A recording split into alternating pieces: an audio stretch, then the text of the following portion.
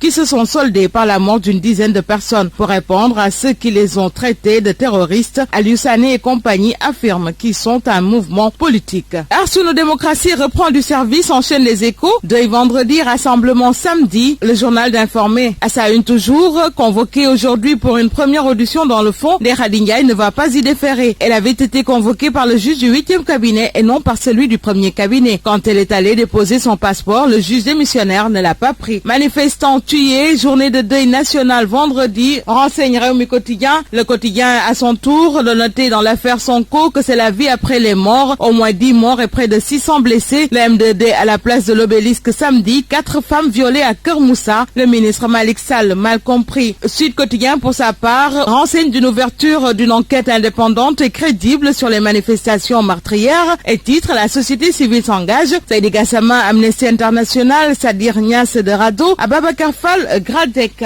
Le mandat poursuit justement avec cette information à la une. Après le chaos au Sénégal, une accalmie incertaine. Enquête pendant ce temps ouvre sur Capitaine Touré, bientôt arrêté, considéré comme absent depuis 4 jours. Selon les informations du journal, le capitaine Omar Touré n'a jusqu'ici pas déposé de lettre de démission. Après 6 jours d'absence, il sera arrêté selon la procédure, à moins de regagner son poste dans la gendarmerie. Il faut 10 ans de service pour pouvoir démissionner. Nous enchaînons avec les quotidiens cette fois-ci qui livrent les conséquences des événements tragiques. Les rangs de l'APR se fissurent. Docteur Gnima Goudiaby démissionne et exige l'arrêt des poursuites contre Sonko. En parlant de docteur Gnima Goudiaby, justement, elle se signale à la une de 24 heures. Elle fracasse la porte de l'APR, note mes confrères. Elle démissionne de Benno Bokk Yakaar, du conseil départemental de Bignona et de la convergence des cadres républicains du parti de Macky Sall. Elle dit avoir le cœur meurtri pour ces 3 jeunes qui ont perdu la vie par des balles. Ousmane Sonko a été floué dans ses droits les plus élémentaires, poursuit-elle. Aujourd'hui, je ne peux pas aller voir les jeunes et les regarder droit dans les yeux. J'ai un grand remords. Dixit, docteur Gnima, au moment où l'AS, dans sa parution de ce matin, parle de la société civile, les chefs religieux et coutumiers, ces derniers remparts ayant sauvé le Sénégal. Une affaire dans une affaire judiciaire enchaîne le témoin qui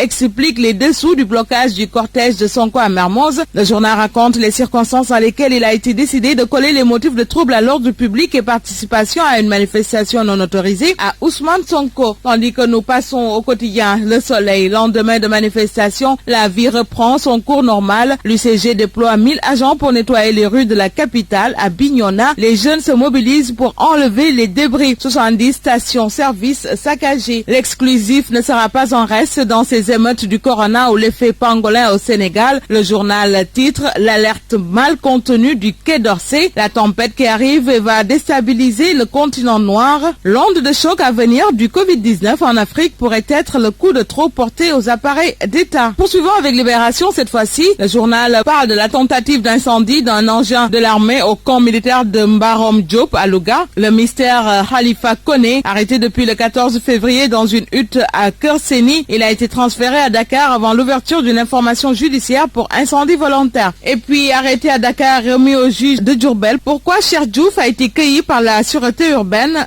renseigne le journal toujours. Cheikh Diouf, du nom de ce jeune amputé d'un bras. Enchaînant avec Dakar Times, l'emploi des jeunes au Sénégal, une bombe sociale à désamorcer. Le journal revient sur les crises politiques ou conséquences de la Covid-19 dans le monde et informe émeute entre Dakar, Beyrouth, Lyon, Arus, Québec, N'Djamena. Nous parlons sport à présent avec Stade tout d'abord. CAN U17 annulé, les confessions glaçantes de Malick Daf. Il note, je n'avais pas les mots pour consoler les gosses, une génération sacrifiée. Ligue des champions, Barça et Leipzig prêts à lutter. PSG et Liverpool près des quarts, gare à la remontada. Selon accusation sur les lutteurs sur France 24, tir groupé sur le ministre de la Justice. Malick Sall disait à travers France 24, je le cite, que ces jeunes qui sont sortis sont des lutteurs. Une réplique de la part des lutteurs n'a pas attendu. Gris, en premier, annonce une plainte contre lui. Khadim Gadiaga dit que c'est un manque de respect. Bouclons avec Source A où est contée l'histoire des jeunes talibés, saouls comme des Polonais après avoir bu inconsciemment des canettes d'alcool lors des pillages de boutiques à Saint-Louis. Bonne lecture à tous.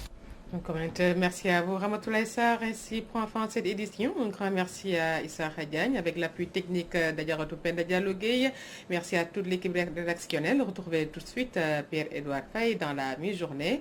Et après lui, le journal de 14h avec Seydina Marba. Excellente suite de programmes sur Wolf TV, La Voix.